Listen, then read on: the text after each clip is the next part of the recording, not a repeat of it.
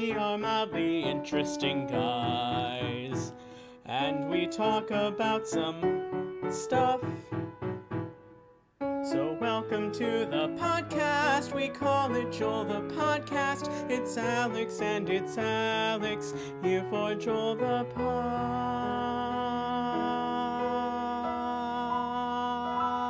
Podcast. Bzzz. Hello everybody, I'm Alex. And I'm Alex. And this is our podcast, Joel. Welcome to episode, I forgot, 72? 73? Something like that. I think it's 72. Okay, welcome to episode 72 of Joel the Podcast. I first wanted to remind everyone that Nathan does not owe me $1. Alex does not owe me $1. And we move on to sports. So the Eagles won a game yesterday, and it was against a team with a winning record. Incredible. And they did it by taking out Carson Wentz and putting in Jalen Hurts as their starting quarterback. So things are heating up in the Eagles' corner, I guess, and they're a game and a half out of first place in their division now, with 3 games left to play. So, do they play the division leader? They play the division leader in the final game of the season. So that might be pretty interesting. The thing is, every team in the division is within 2 games, so it's not a done deal that if they, just defeat the first place team, which is the Washington football team, right, that they'll win the division. So it's gonna be an exciting finish. We'll say that. If they win the rest of their games, they don't necessarily win the division, because if Washington wins the other 2 games and loses the game to the Eagles, then they'll still win the division. Right. Unless the Giants win their last 3 games, in which case the Giants would win the division. Or no, it would be a tie. I don't know who would win the tiebreaker. But regardless, yeah, the Eagles do not control their own destiny. Right. But they're still very much in it. So we'll see how it all shakes out. We're probably about a little over a week from the NBA starting up. And Purdue lost a game and won a game. So that's exciting. And now for the news that everyone cares about, which is that my fantasy team is losing right now. Oh. I'm playing I'm playing my dad this week, who's the number 1 team. Yeah. And I'm down by 40 points going into tonight, and I have 2 players playing tonight, and he has none. So 40 points is pretty rough, though. Yeah, I need both of those players to have pretty good games. Not like amazing games, just like solid games. Good games. Right. So it's not out of the realm of possibility, but I need the Browns offense to have a very good game. Oh, they already have 7 points, so that's a good sign. I was expecting, since you brought up the fantasy team, that you were going to say that you were winning or had won or something like that. So not interesting to keep up the drama. I did win last week, though. I guess I probably said that last week. All right. Any other sports you wanted to mention? They rescheduled a lot of Big Ten football games. Yes, so I noticed. So I think Purdue is going to actually end up playing Indiana after all. Yep. So your record prediction is still alive. If Purdue can beat Indiana, you'll be right on there. Yep, we are. I don't know. Definitely not optimistic, or at least I'm not. I'm not optimistic, but I'm gonna watch it. I wouldn't even. And I'm not necessarily. I'm not hopeful. I'm not necessarily pessimistic. No. Because, I mean, there's no doubt that Indiana's the better team. Right. But I just think that I'm hopeful because I'm a sports fan, and I hate Indiana, so I can't accept that we'll just get killed. I guess is the bottom line. So sure, all right. Good enough. We shall see. Yeah. There's also the I don't know if you were I don't know if you saw this as well. There was a team that lost potentially because one of their players threw a shoe of the opposing team. Yes. And then got penalized for it, resulting in. I did see that. That was how LSU beat Florida. Yes. Because Florida's player threw the shoe. So, yeah, I did see that. And actually, that wasn't even the wildest thing that happened this week. Because I don't know, you may not have seen this because it was a pretty low-profile game, but it was, what was the game? It was Ball State versus someone. Coastal Carolina, maybe? I do know what you're talking about. I think it was Western Michigan. That's exactly right. Western Michigan. And the last play of the game, Western Michigan had like a 10-play like lateral. Yeah. Or 10 lateral play, not 10 lateral play, and then one of their laterals, they fumbled it, like they lateraled it to no one, and it looked like a Ball State player recovered, so all of the Ball State players ran out onto the field in celebration, but it turns out he didn't recover, and one of the Western Michigan players recovered it, and after one or two more laterals, they ended up running it into the end zone for a touchdown. But what ended up happening is that one of their laterals was ruled to be a forward pass, and they ended up losing. But it was one of the craziest things to happen this year, I think, in terms of sports. Yeah. So, it's, as a neutral observer, it's kind of a shame that didn't win the game for them. That's kind of right. A letdown. What's interesting is that I think also some of Western Michigan's players ran onto the field. Yeah. Wait, that doesn't make any sense. Why would they do that? To fight. They were ready to get the win by forcing a forfeit from the other team by force. I think the referees only call. The thing is that the broadcast on ESPN cut out right as the referees were resolving the play. Huh. So I don't know exactly for sure what happened, but it would have been interesting if they hadn't had like you mentioned, if they hadn't had a forwards pass, it would have been interesting to see how that all went down. So, all right, that's sports. Big news though this week is that the first COVID-19 vaccines are approved and out, and people are getting them. Frontline health workers starting this week. Yep. So that's exciting. So maybe we'll be, it doesn't matter for this podcast, but in general, maybe we'll be heading back towards normalcy over the coming months. So that's exciting. And so we discussed this last week after our podcast, but I thought it was worth mentioning on the air. Our 2-year anniversary is coming up in a little over a month. Yep.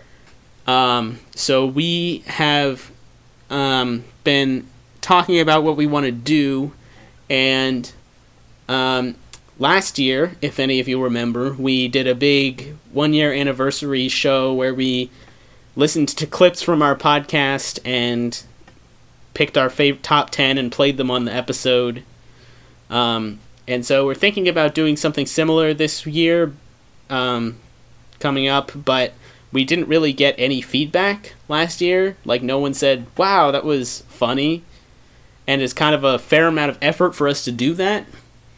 Well, so here's the thing, though. Like, it was a fair amount of effort, but that's because we chose to do it a pretty dumb way. Like, I think in reality what we determined was it's not that much effort. It's just... Essentially, we need to listen to all the episodes, right? That's the big thing. We need to listen to every episode and mark down funny points. Yes. Which is a fair amount of effort, in my opinion. Right, you're going to go through several pens or pencils or whatever trying to keep up with, all of the comedic moments in each episode. That's definitely a struggle that we'll face, but I think, by not just clipping out all of the clips this time around, it's not... At least that was my feeling when we talked about it last week, was... Actually, we were just kind of dumb before. It's not actually that hard. Right. But, well, okay, either way... You're still not wrong, because there is a lot of editing to do after the fact. So. Either way, send us an email as to whether you liked us doing that and whether you want us to do that again. Right. And also, if you have any favorite moments from the past year, from episode 30 until now. We should include... So we should... First of all, are we right now committing to doing this, or are we still kind of waiting to see what the listener feedback is? Well, what I was leading up to was I was going to say we're not going to do it if no one says they want us to do it, but then you just kind of indicated that it's probably worth doing anyway, which is fine with me if that's what we want to do. All right, here we go right now. Live decision. Are we going to do this, or are we going to wait and see if people think we should do this? We should do it. Okay, we're going to do it. So here's another thing that I want to commit to now that is taken for granted. I want to have a user-submitted honorable mention in addition to each of us having an honorable mention. Right. And if nobody submits anything, there's just going to be a long, awkward silence, and you're going to hear in the background audio how sad we are that nobody submitted anything. We're going to be literally crying on air. It'll be pathetic. Don't make us do that. Don't make us do it. So please send in at least one clip that you liked. It doesn't have to be the actual clip, just send us the episode and timestamp. Right. Or just please describe it to us and make us go and find it. But we'll be listening to every episode, so if you just describe it, hopefully we'll know what you're talking about. Yeah, that should be good enough.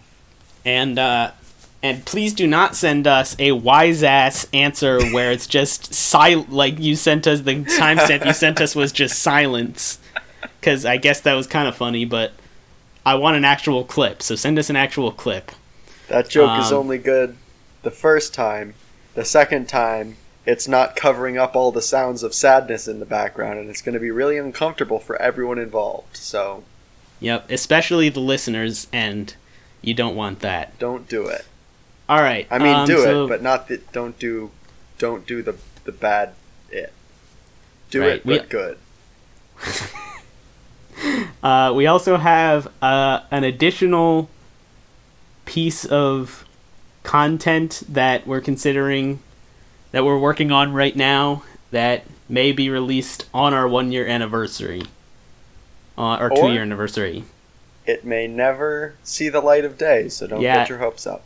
It may be too bad to ever show anyone, so we'll let you know. But if it's good enough, it will be releasing it on January 26, 2021. So what we could do is either release it if we decide, hey, that was kind of good, not bad. Why not put it out there? Or we could release a reaction video to it where we don't show the actual thing, because obviously it would be too shameful. We just show ourselves watching it. We would show ourselves watching it and just being disappointed in ourselves and our... Just like, oh my gosh, this is terrible. This is the worst. Why did we spend so much time on this? Why did we do this? Alright, so keep an eye out for either a funny video or something that may not be just 5 minutes of us shaking our head and lamenting how unfunny we are. Yeah. So since we did the commercial last year, we thought we would do something this year. All right. Or another thing that I literally just thought of that I don't necessarily want to commit to, because obviously it would be work, but if you have ideas for us to do that you think would be good, that doesn't rely on our judgment, Send us an email and with the idea, but also I don't know why you haven't sent us an email if you had an idea by now anyway. So, yeah. I mean, we've got to keep saying it just in case there's one of our listeners has been thinking to themselves all along, like, man, I have so many ideas for them, and I don't know how to get in touch. Honestly, Nathan, I know there's someone out there listening saying, man, they've said email us a number of times, but they haven't said what their email is. Where can they find? Where can that listener find our email address? Well, you see, I mean, we're just like you in a way, where emailing people is hard, and we acknowledge that. So what we've done is we've taken all of the difficulty out of it, because you can simply go to alexandalex@joelthepodcast.github.io/alexandalex@joelthepodcast.website. Close your eyes and click something. Chances are it's an email link. You will be able to just, type out your thoughts. They don't have to be good. They just have to be sent to us.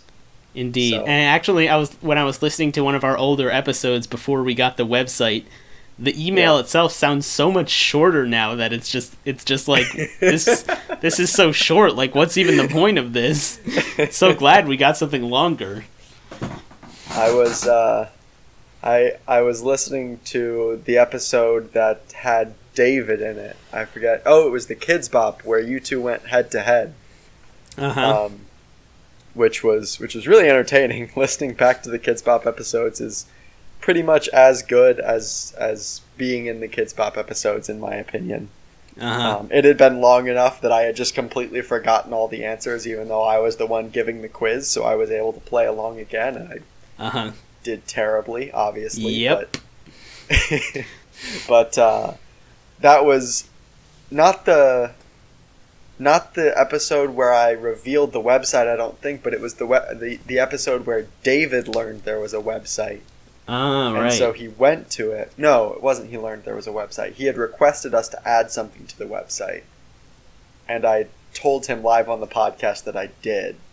And so we went to the website and clicked to email us. And it broke his browser. So if it breaks your browser, go ahead and just send us an email and we'll, complain to Firefox for you. Mozilla, yeah. Yep. All right. I assume their website is firefox@mozilla.com. I'll go ahead and send them a test email right now just to be safe. But a fake email? Fake email. This email is fake. You've been warned, Mozilla. Fix your browser, or you'll keep getting fake emails from me. What are we gonna do today? We're gonna do some Quora today. All right. So I know we gotta. Do we have any emails first of all? Nope, we do not. All right, that's pretty bad. So email us. But I know we got a request last week to do an email or to do another advice episode. Right. Which we are going to do, but we're not prepared for today. So sorry. So we're gonna do some Quora today. So let's begin. We're going to do it next week, by the way. Right. We're going to do it next week. For sure. We'll become prepared in the next week. I mean, realistically, we are prepared. It's just that we have to organize all the questions, that we've received. It seems like, with only 1 week notice, our listeners might be a little intimidated at how prepared we were able to get. So we're just kind of pushing it back another week because we don't want our listeners to be afraid of the podcast. Mm-hmm. All right. I think we should kick it off with good Quora questions. Yeah, here's a very good one I think we can do. All right. My teacher deducted 10% from my grade because I handed it to him via a Microsoft Word file instead of a PDF. Is this fair? That's an interesting... So if I was a student, I would say that is ridiculous. There is no way that the file format should count for 10% of the grade when the grade is meant to be based on presumably some sort of content. Hopefully. However, as an adult, if I asked somebody for a PDF and they gave me a Microsoft Word document, I would be very upset because I don't have Microsoft Office. Right. So maybe your teacher is like me. So I would say, right, it sounds like on the one hand, it's extremely unfair that they would do that, but on the other hand, it's extremely fair that they would do that. It sounds like that's what you're saying. Exactly. Yeah. It's definitely both of those things, for sure. I would agree, and I would just add on that to your unfair point, where why does the file format count and not the content? I would say that this is in this scenario. I disagree, and I think it's extremely fair, because if you get 10% for just using the right file format, that's like free points for most people. So this guy's just an idiot. That's true. Why didn't you get the PDF points? What a dummy. And it's like getting points for putting your name on it. Yeah. And for your other point where you said it was extremely fair for the teacher to do that because he might not have had Microsoft Word, right. I would disagree here and say it's extremely unfair in this scenario because most institutions will provide their employees with Microsoft Office. So I would say on the one hand it's extremely fair, and on the other hand it's extremely unfair, kind of opposing your position. Right. No, I definitely see where you're coming from, and I'm not sure we're gonna manage to come to agreement here, but I think we definitely both laid out some valid points on both sides of the argument, and it's up to our listeners to decide. Right, and I think when they do decide, our listeners should send us an email and let us know who was correct and who was incorrect. And also whether it was fair or unfair. So right. Please submit your reasoning as a PDF file attached to the email. And if you send me a Microsoft Word document, I'm deducting 10%. Nice. All right. Let's move on to another question. A lot of these questions are about politics because the Electoral College voted today, electing Joe Biden to be the next president. No surprise there. Yep, pretty much what we expected all along. It's been over a month since the election. Yes. Seems a little bit strange. What seems strange? That it's been over a month. Oh, that fact itself seems strange. Yeah. The passage of time is just fascinating. Yeah, I would agree that it seems pretty strange, because, it seems like it's been such a short time. But on the other hand, I would say it's pretty normal, considering that that's how time works. Right. Yeah, I definitely see where you're coming from here. But I would still have to go, on one hand, of course, it is pretty normal that, 40 days after an event, it's been over a month. And, that does make sense. But on the other hand, it seems like it hasn't, so. Right. What does time even mean? Here's an interesting question. I don't know that we'll have a very good answer for it, but it is kind of fun to think about. What is the world's most frustrating work of art? Most frustrating? Yeah, so I want to take a moment of silence here to really think about it. So, listeners, you can pause for a moment right here to reflect on what you think the world's most frustrating piece of art is, while we do the same.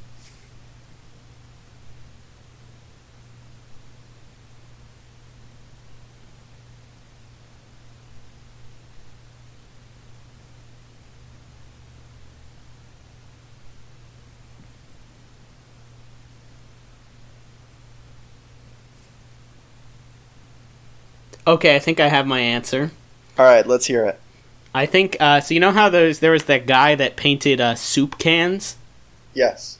I would say that's the most frustrating piece of art to me, because whenever I see it, I'm like, why can't I just have this soup can? And then it turns out it's not a real soup can, it's just a painting of a soup can, so that's what really frustrates me. Right. That makes sense. I was really struggling to think of art. The only arts that I could think of were not that frustrating. All right, so that's a fascinating answer. Let me just Google real quick frustrating art, and I'm sure I'll be able to talk about one of them for a minute here. I'm sure it'll be like mildly frustrating photos, like, you know, something that's like a puzzle except there's one piece missing or something dumb like that. Yeah, I feel like a lot of optical illusions fit into this category. Oh, you know what? Actually, I do have a very good answer to this question. I don't know if you remember, in the physics building at Purdue on the second floor, there are these like optical illusion kind of paintings where there's like, it just looks like nonsense, but if you like unfocus your eyes in a certain way or something, you just see. I don't know specifically what you're talking, or something like that. I don't know specifically what you're talking about, but I know what kind of thing you're talking about. Sure, yeah. And I never managed to get it to work, and everyone else seemed pretty impressed by it.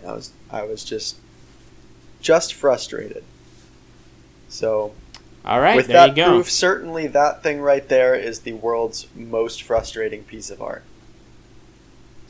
Listeners, since you had so much time to think, I want to hear your thoughts on the world's most frustrating piece of art. Please draw some frustrating art and email it to us. Right. All right. So here's another good question that I think many of our listeners will relate to. Here, the question is: why should we intentionally suppose that 1 is not equal to 0 when we define the existence of the multiplicative identity?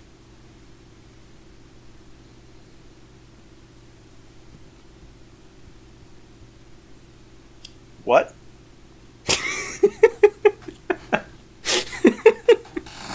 I'm sorry I laughed. Here's the question. Why should we intentionally suppose, you with me so far? Yep. That 1 is not equal to 0, with me so far? Sure, that makes sense. When we define the existence of the multiplicative identity. What? I think I'll just answer this since you seem a little confused. I have a PhD in mathematics, so I would say that we don't necessarily do so. In the context of rings, there is only one ring with 0 equal to 1, and that's the 0 ring. Some authors prefer to allow it, some don't. It's a matter of convention and convenience. For example, if R is a ring and I is an ideal, there's a quotient ring R over I. If you disallow the 0 ring, the assertion must be qualified to require I to be a proper ideal.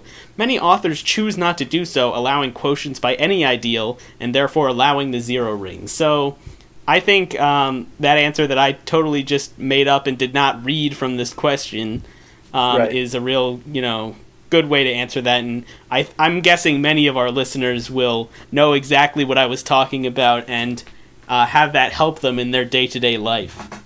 I was certainly following along. Right. Yeah, pretty good question. I think you're right to question whether 1 is equal to 0. Right. I think you might run into difficulty if you spend too much time thinking about it, though, because it isn't.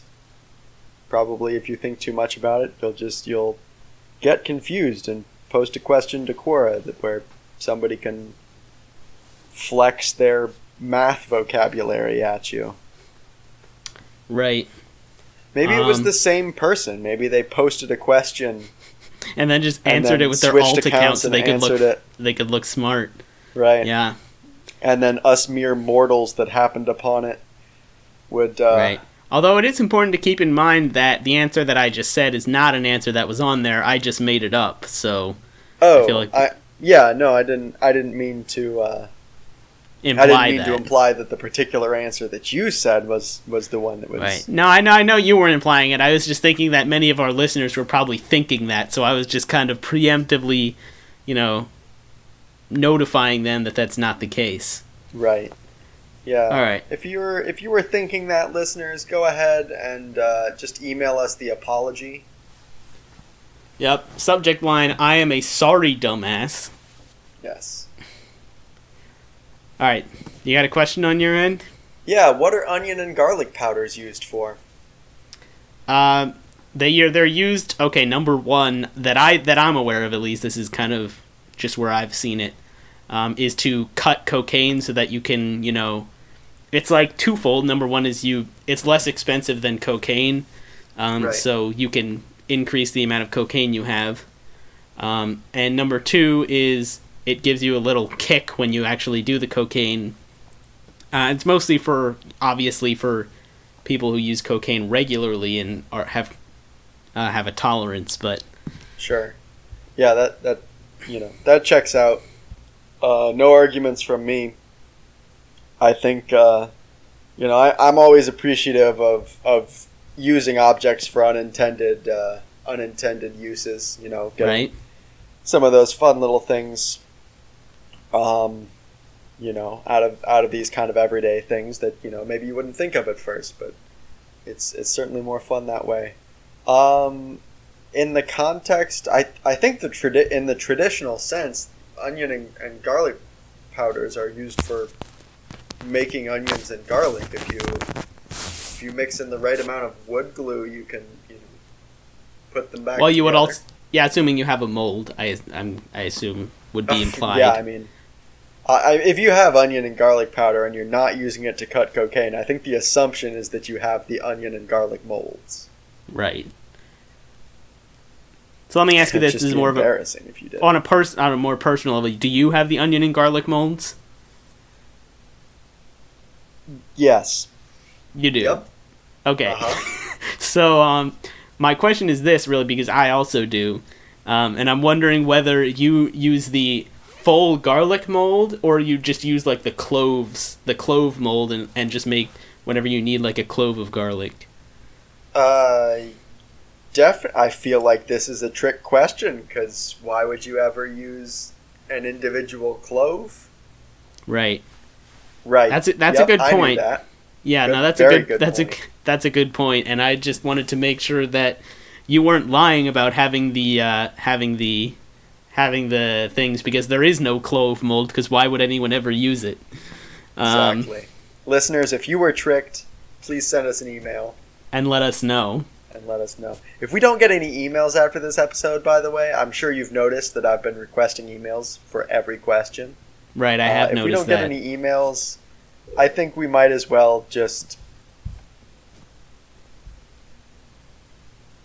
die. Yeah. I didn't want to say something like stop podcasting, because that doesn't sound like fun. But dying does sound like fun. Dying does, yeah. It definitely doesn't have the same downsides as stopping the podcast. Right. So. All right, here's the next question. My neighbor is using our Wi-Fi endlessly. How can I stop this without telling him? I mean, the most obvious answer involves a baseball bat. But I won't go into that one because, we're trying to be more funny and creative here. Right. Yeah, definitely not worth any discussion, because I think just the mere mention of the bat, everyone was instantly just, yep, I know on the same page, right? Yep. Let's think of something a little bit more orthodox then. I suppose you could always change your Wi-Fi name. Yeah, how would they then know what Wi-Fi to go on? That's a good point. Right. I mean, that might be a little unorthodox, certainly, but right. I think under the right circumstances, it might be effective. This is kind of along the same vein, and it's kind of crazy, so you can tell me if it's just not even worth trying. But I'm thinking maybe you could even put a password on your Wi-Fi. That's a bit tricky. Right. Because you would have to then use the password yourself. But assuming you remembered it and didn't just press the keyboard randomly to generate your password.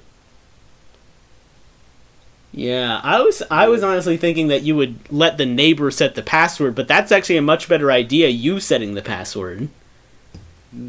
That way your neighbor doesn't know it. I didn't even think of that. That's pretty smart. I mean, that was just kind of my baseline assumption, but now you've opened up the possibility of you not even having to do the work to set a password. If you can If you can offload that onto the neighbor, I mean, the neighbor is causing the problems, right? Why not make the neighbor the solution? I was thinking that you would let the neighbor set it and then hope they forget it. That way they wouldn't be able to use it anymore. Right. So, all right, but yeah, you setting the... Ooh, I didn't even think of that.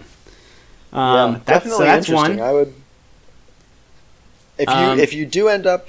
Well, obviously, the person who asked this question probably isn't listening to this podcast. They would like to be, certainly, but they don't have control over their Wi-Fi, so how could they possibly be listening right now? Their neighbor might be listening. Their neighbor might be listening, and if you are the neighbor of this person who is stealing Wi-Fi, please do let us know what they tried and what the outcome was. I'm now very curious whether setting the password themselves is a better option than having you, the neighbor, set the password. Right. Let us know whether they used an aluminum or wooden bat to try and fix this.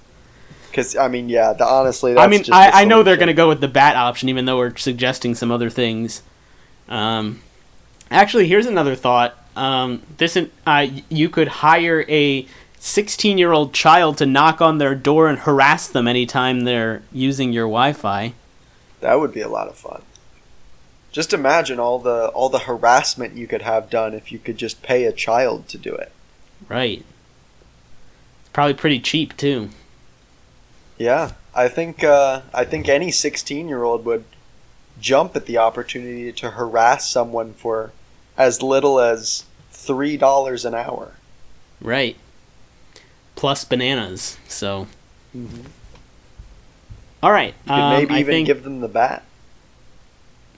You could let the child select the Wi-Fi password. That's true. In that case, you'd probably need to keep them around in order to enter the password in on devices, but I mean, if you can afford it. Yeah, $3 in bananas is pretty cheap unless they're a monkey. Yep. All right. Do you have any other ideas, or you want to move on to the next question? I think we covered that one very well. Agreed. Do you have another question? I keep finding political questions that I don't want to talk about very much. They're all the same thing, too. Right. It's all specifically about the election or the Electoral College or Trump. Who won the election or right. So all right, else. let me get in here with another one. This is one that I think you probably have firsthand experience in, which is how do you wear jeans with boots? It depends on the boot. So I think most boots, you would tuck the jeans into the boot. Right. However, there are definitely some styles of boot where this would be uncomfortable because the boot is either too tight around your leg or goes too high up your leg. For example, if you have a boot that goes above your knees, I think it would be very uncomfortable to have jeans lining the entire inside of the boot. Right. So obviously the option in that case is jorts. I mean, let's be honest, any sort of jorts and boots combination is the real winner here.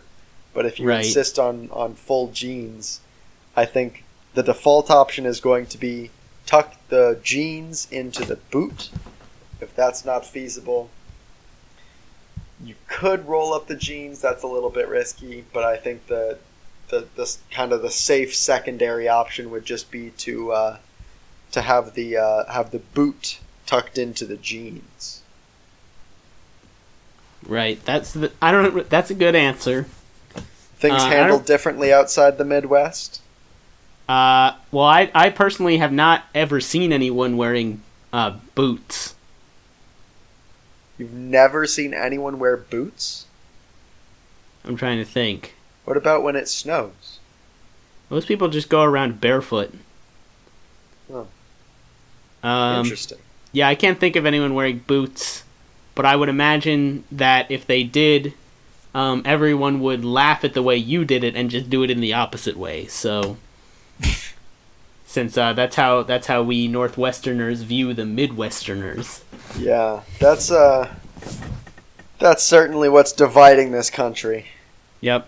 But let me just take a moment before we move on to the next one I'm not gonna this question has one answer, and I'm not gonna read it because it's not that interesting. But the person who answered it is named Karen J. Gray, who, quote, this is what she wrote on her profile here: design/make my own clothes plus a line of horse clothing. So I just thought that was worth saying. I have never seen a horse wear clothes, and I hope I never do. That seems like I've never seen a horse naked. That sounds kind of weird to me. What? Really? I mean, it must be those Midwestern horses. I guess certainly they're exhibitionists, but I just can't believe that they're, that the culture's so different, right? Outside of the Midwest.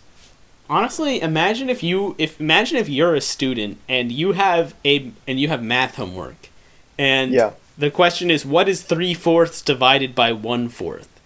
And you cannot figure it out, so your first instinct is to go to Quora.com and type what is 3/4 divided by 1/4. That's honestly wild. And then you get 591 answers. That's totally ridiculous. I thought you were going to tell me that the one answer to that question was by Horse Clothes Lady, who was answering math questions in her spare time. No, the first answer is from someone named Michael Hinojosa, which is certainly not how it's pronounced, so I apologize, Michael, but his credentials are listed as I tutor university and Olympiad level mathematics in New York City. Wow. So next person has a PhD in applied mathematics. So we've got that person has a PhD in applied mathematics, and they're going around on Quora telling people how to divide fractions? Yes.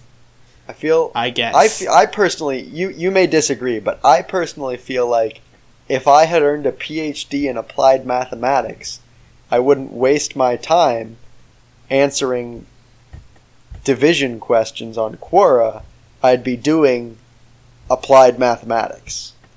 And honestly, his answer is extremely long, and it uses algebra, so I would say maybe not like the number one answer that you're looking for in this scenario. Did he get it right in the end? Let's see. Yes, so he did get it right in the end. Huh. But he basically generalized the reason he used algebra is because he generalized the question. Instead of saying what is 3/4 divided by 1/4, he said, given two numbers, A and B, with B not equal to 0, A divided by B if C is C, if C times B equal to A, and then he goes on this whole, explanation of the problem from a algebraic point of view. That's incredible. So, imagine being like a 5th grader learning how to divide fractions and posting a question on your homework in order to, cheat on your homework, I guess. I don't know. Doesn't seem like something that you would... Why not just use a calculator, too, is the other thing. Like, if you've got a very specific math problem, I feel like posting it to the internet is not an effective way to get the problem solved. But apparently it was in this scenario. Just imagine being that, 10-year-old kid, hey, what's 3/4 divided by 1/4? And somebody's like, all right, let me explain to you division from first principles. Right. Incredible. All right, can you wear boat shoes with jeans? I'm just going to come right out and say it. Boats are not shoes. Well, I was going to say something similar, which is that I've never seen anyone wearing boats as shoes, but I think it would be possible to do so. It would just be extremely unwieldy, and you would never be able to walk anywhere. You would only be able to travel by water. Right. And with jeans, I guess why not? The only reason why you wouldn't with jeans, I think, is because if you fell in the water, wearing wet jeans is just really uncomfortable. Yeah, that does suck. So may want to go with jorts. Probably, yes. I guess is the answer. I guess is the answer again here. You could, but why not wear jorts instead? Yes. That it's incredible how many questions that line can answer. You know. Should I do this? You can, but why not just wear jorts instead? Right. Alright. Let's see. Let's see if we can find another question here. See, like you said, a lot of political questions. Lots of genes questions, too. I feel like I'm strangely seeing lots of questions that feature genes. This one's a little bit serious, so maybe not that one. No. How long would it take to binge watch Game of Thrones? Well, I don't know anything about Game of Thrones, but, well, no, that's not true. I'm pretty sure it's 8 seasons. That's right. I'm pretty sure you've seen the memes that the ending is just not good, so right. Don't bother I've heard a lot about how bad the ending is, so I guess from that the answer is 0, because you should just not watch the show, and then you're done. Right. Yeah, I mean, you certainly could, but why not just wear jorts instead? Right. I mean, it's either that or a baseball bat. Okay, that didn't make any sense. I just wanted to say baseball bat. Man, there's so many questions about Trump. Alright, here's a vaccination question. Ooh, that's good. Got vaccinated anti-rabies 4 days ago, and my puppy, who is still 2 months old, puppy is not vaccinated, scratched me again today by her teeth beside my upper lip. Should I get vaccinated again? Your puppy scratched you with its teeth by your lip. This is the exact wording. Scratched me again today by her teeth beside my upper lip. So the scratch was by her teeth and beside your lip. Yes.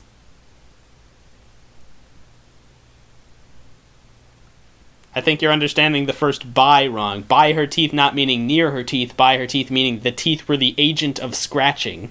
Using the teeth. Yes. So the teeth scratched the lip. Well, and you want to get another beside the rabies lip, shot. not actually the lip. Alright, look. I know how good the rabies shot is, but this is a slippery slope. If you just go around getting rabies shots every time your puppy bites you, you're going to be... You're going to OD on rabies vaccine. It is not a road you want to go down. I speak from someone else's experience. Certainly I'm not going to get into details, but let's just say you will get rabies.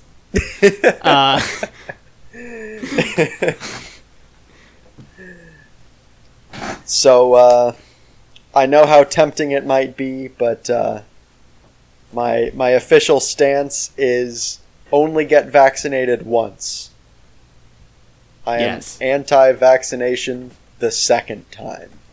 Also, just for future reference, I think it would have been funny if you had spent like 5 straight minutes trying to clarify what the exact wording and what the exact question was. Like, okay, it says puppy is not vaccinated. Is that in parentheses or not? Because that really changes the equation. So you really got to consider the grammatical structure of the question in order to give the most precise answer. Is there a hyphen between anti and rabies? Because if not, who even knows what kind... Is it just an anti-vaccine then now?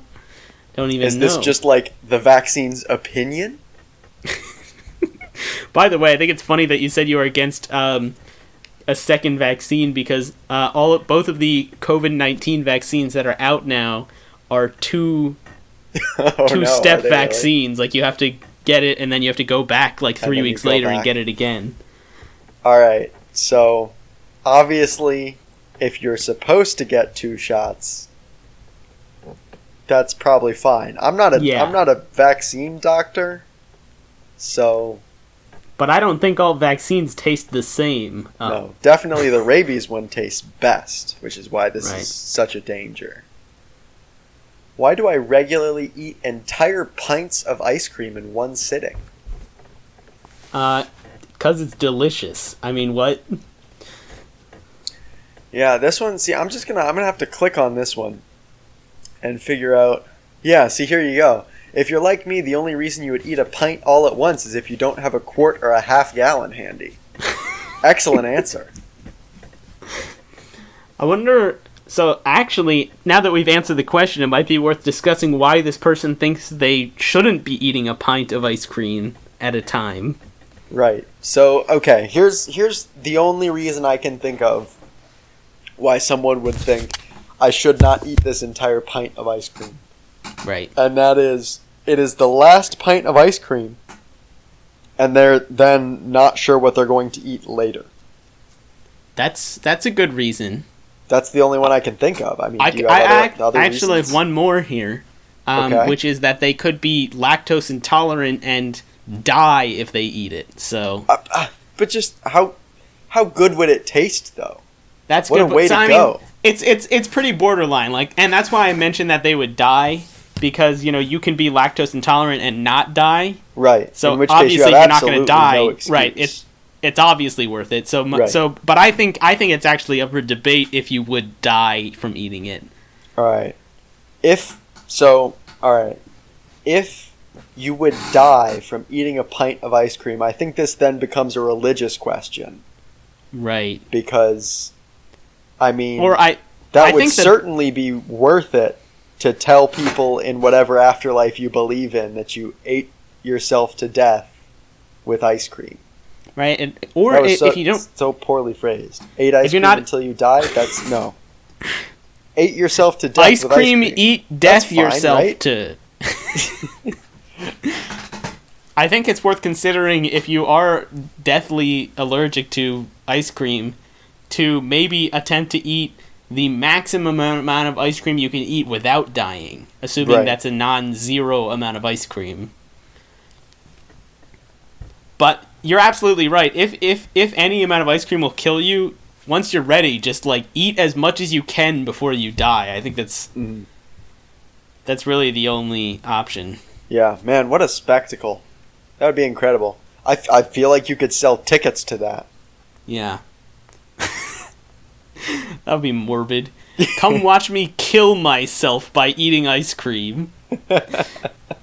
Alright. Here's a question from Chris Frailer. What happens if your card is declined at a restaurant and you've already eaten the food? I'm pretty sure at that point you're legally allowed to leave. Well, only if it's been 15 minutes. That's true, yeah. If you've been finished eating for more than 15 minutes and your card is declined, you did your best, everything you were obligated to do. Right. You are now allowed to leave. Right. So the real tricky part is actually surviving those 15 minutes, because I won't say what the restaurant will do, but it will involve a baseball bat. Right. And or a child that they paid $3 and bananas to harass you. And you better hope you haven't been using their Wi-Fi, because, man, that would just compound everything. Absolutely. So I guess the bottom line is that you really just want to wait as long as possible, like as close to the 15 minutes after you finish eating as possible before giving them your card. That way, you have to survive while they harass you the least amount of time. Right. One technique that I've used pretty successfully is I've pretended to be on the phone with my bank, yelling at them as loud as I could, because then the waiter is too uncomfortable to come talk to you about your declined card. Right. You can be on the phone just, why have you morons locked my bank card? You know I was going to the restaurant. I specifically called and told you I was going to the restaurant. We have such a close relationship. This is ridiculous. I can't believe you would do this to me, bank. I am going to find another bank. We're through. You're literally just talking to your wife and talking about her like she's your bank. Wait, was that not the question? Can you read the question again? We may have this totally wrong.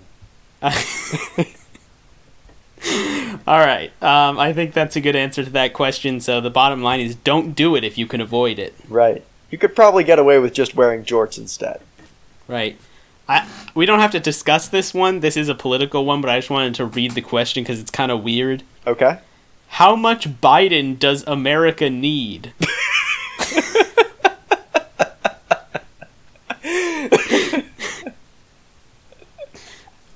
I guess 2? Just the normal amount. I don't want any, unusual amounts of Biden. Whatever the average amount of Biden you would get is, I think is the correct answer. So, you know how much Trump we got? I think that's maybe a bit much. I would like a little bit less Biden. You would want a little less? Right. Yeah, the thing is... Yeah. I think the problem is the Constitution kind of mandates how much you get. So... it's possible we could get less, but... I guess the question isn't how much are we going to get, it's how much we're going to need. How much are we going to need? Yeah. Only time will tell. That's true. By the time we know the answer to that question, we will have either satiated ourselves with Biden, or we will be spiraling into darkness Bidenless. Here's another fraction mathematics question with 1,000 answers. Ridiculous. Why isn't there just one fractions math question with that one applied math PhD dude explaining all of math, and then everyone else can just reference that question? Yes. Anytime you go to Quora and you're like, oh man, I have a math question, you can go to that one other math question, read the 60,000 word response from the math PhD, and instantly understand every field of mathematics. Yeah, I think that's a good point. This question made me a little bit uncomfortable when I first glanced at it, but then I realized what it actually meant. Are front-load mutual funds worth it? This is obviously some sort of finance question. What did you think it was? No, I don't. Nothing. But just a normal finance question is what I thought it was. Yeah, but all of my finance questions have to do with loads. Right, and whether specifically front loads are good. In the front. Right. That's where I prefer my finance loads. I'm uncomfortable. Let's just skip that one then. Let's just skip it. They're probably worth it, but honestly, let's I just would say recommend they're worth Jorts. it and move on. Here's another fraction question. How? Did you click on one of the fraction questions? I did click on one of them. Yes. That's why I was getting all those genes questions earlier, was because I clicked on a genes question. Yeah, that's probably it. All right, here's I think a pretty standard question. I found a small blue book with my dead grandfather's Freemasons paraphernalia. It's written in a strange code and I cannot find any place to decode it. How can I find out what's written in it? That's incredible. I would love to be in that situation. That sounds like a whole lot of fun. I think honestly the best way. So you're halfway there. You're posting on it. You're posting a question about it to Quora, and I mean B+ for effort. You're doing the right thing, going to the internet for advice. However, the way you really should have done it was posted a picture of the book and a confident explanation of what it said. Then someone would certainly come and correct you. That's actually a surprisingly good point. So I found this Freemasons thing that tells me how great communism is. Yeah. Millions of people instantly flooding the post to. Yes. Oh man. I would say the number one way to find. aside from posting on the internet that you confidently know what it says and you're wrong, that's actually better than anything I could come up with. But I would say the number 2 way would be to have a seance and contact your dead grandfather and find out what it says. Oh, that's totally. I mean, let's be honest. Whatever's in this book is probably sensitive information. So, I was assuming that you were okay with it being public, seeing as you've already posted to the internet about it. But if you really did want to keep that to yourself, first of all, bad job so far. Second of all, definitely do the seance thing.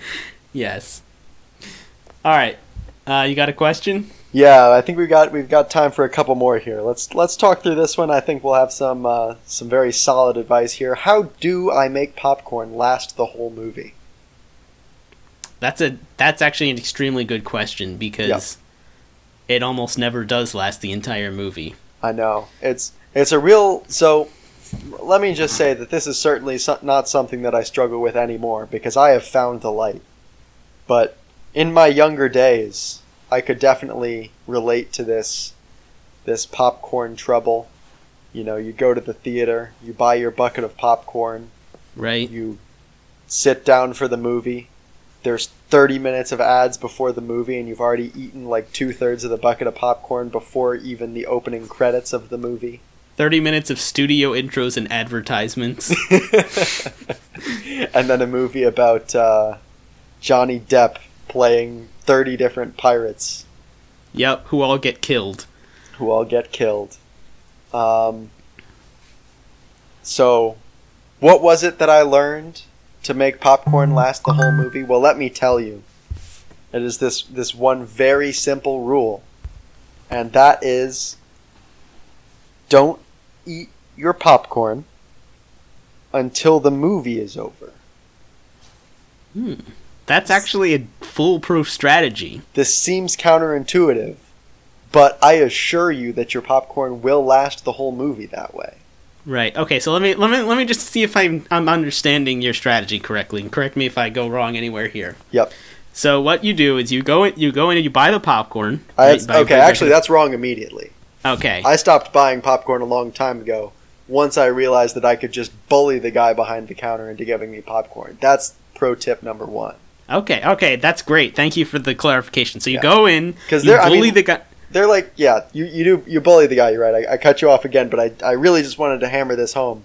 They're most likely a minimum wage employee, and if you give them enough shit, it's not worth it for them anymore. They'll just give you popcorn because popcorn costs like 10 cents. All right, so you bring an aluminum bat. Yes. And you bully the worker into giving you popcorn. All right, yes, so absolutely. we're together so far. All right, so you go into the theater. Yep. Right, you sit down. Yep.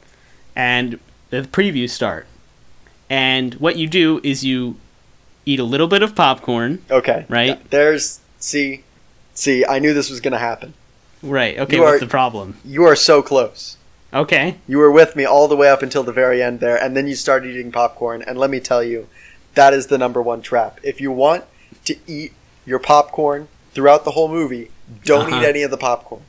Well, the question doesn't ask how to eat it throughout the entire movie. It's how to have it last until the end of the movie. But I get your point. Yeah, all right, sure. So there's some semantics there to kind of work through. But okay, so the preview start and you don't eat the popcorn. You don't eat the popcorn. That's right. Okay. So all right. So let me start over. So you go in. Yes. Bully the guy into getting the popcorn. Absolutely. Go in, sit down.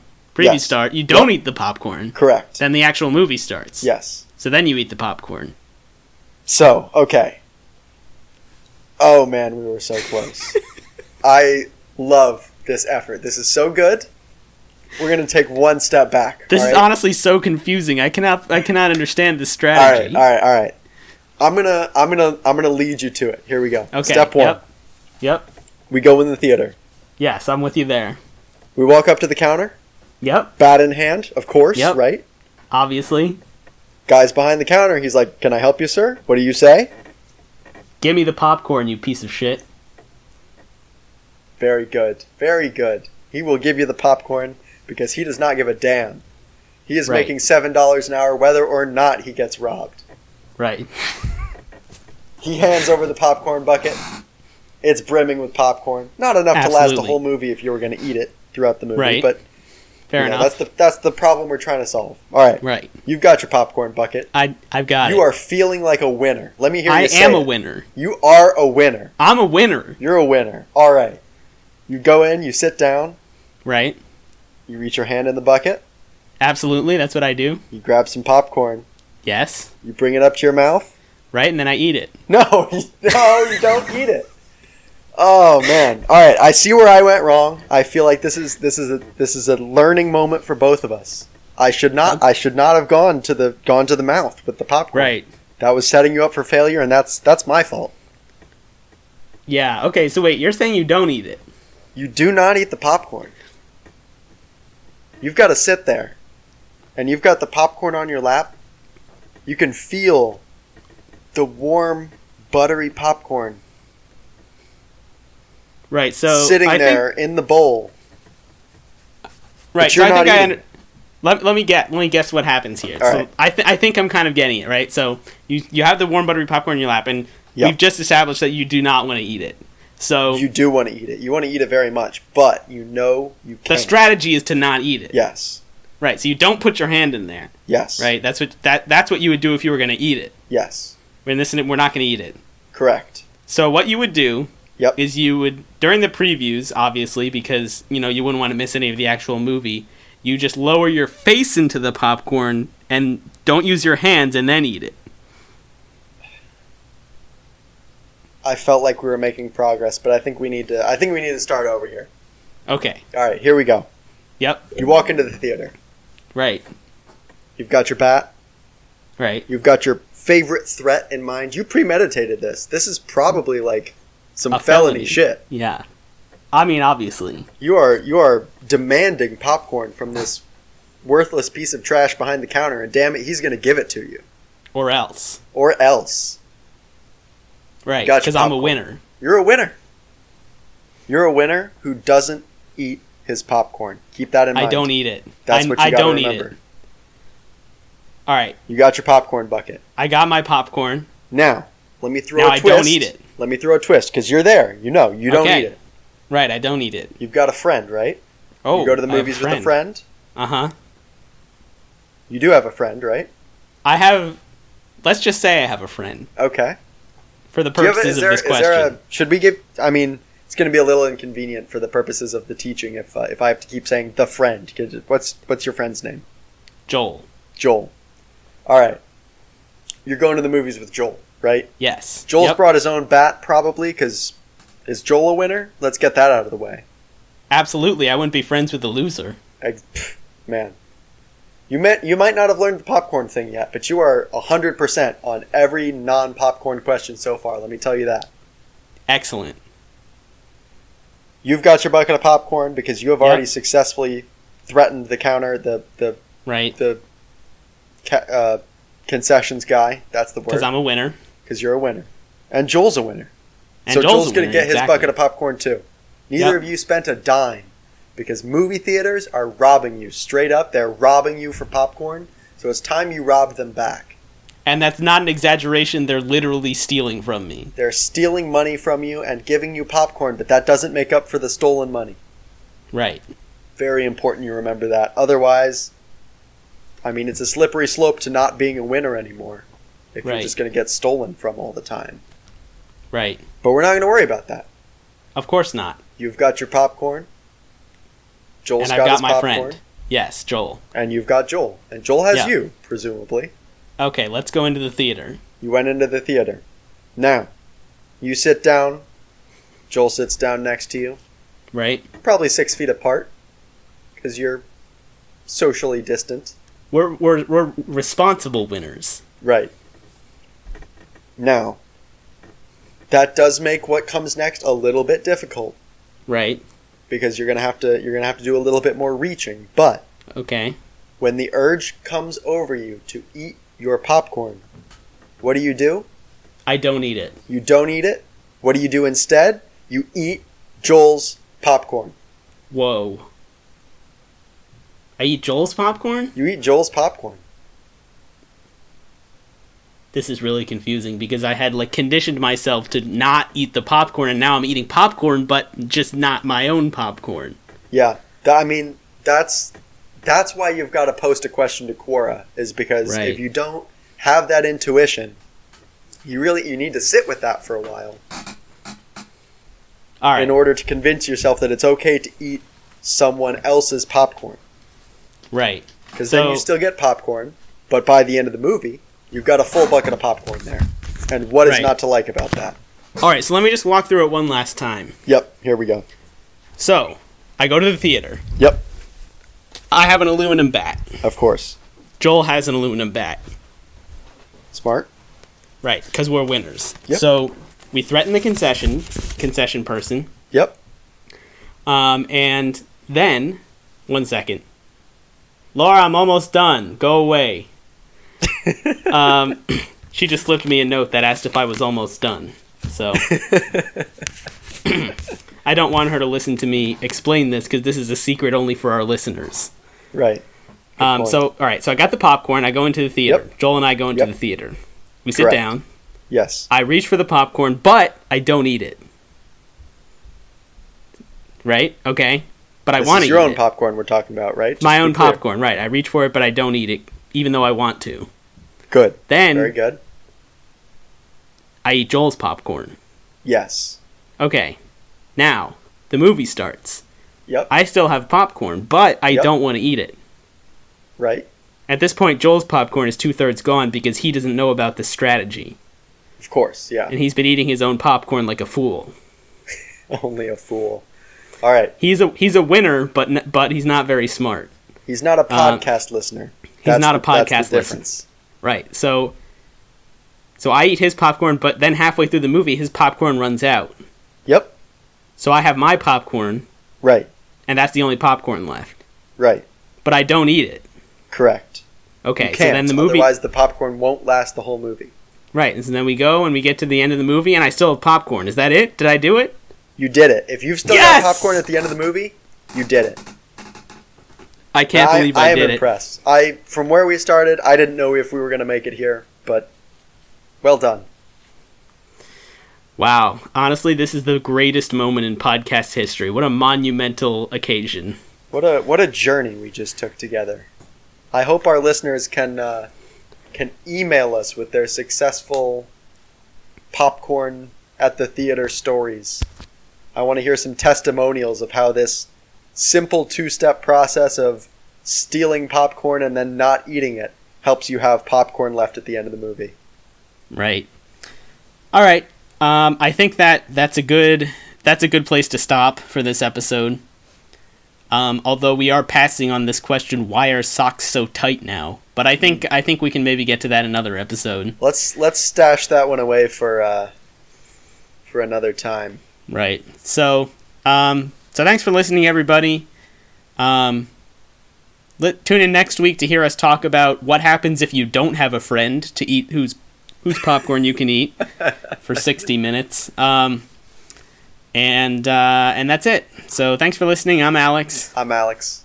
And this has been our podcast, Joel.